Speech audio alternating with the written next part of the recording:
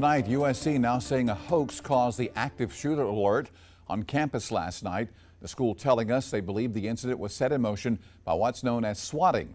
That's where someone calls in a prank to get law enforcement to send a heavy response. Our Kiki Gashu has been on campus today. She is joining us now with the latest on the investigation. According to USC police, dispatch received two separate calls Sunday reporting an active shooter at the Thomas Cooper Library at 6:30 and 6:32 p.m. respectively. They say both calls were initiated by an unknown male and included background noise that mimicked gunfire.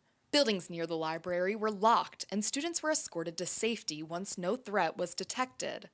A campus-wide Carolina alert was issued that told students to seek shelter and defend themselves if they encountered the suspect. Two students sustained minor injuries after being hurt while trying to evacuate the library. They have since been released from the hospital. Investigators say they now believe the hoax calls did not come from on campus, but haven't yet said if they know where they might have originated from. The school also clarifying again that footage that was widely circulated online showing a male student walking on campus with something in his hand. Officials saying he was just a student carrying an umbrella and had no part in the incident. Graduate student Jamil Scott worries about how quickly false information spread online. It was so blown out of proportion when, the student clearly had an umbrella, and there's like a lot of students around here have umbrellas and stuff. And so it doesn't seem funny right now with the climate that we're in. Adeline Ayler, a junior at USC who was locked down in Russell House, says the experience is still shocking.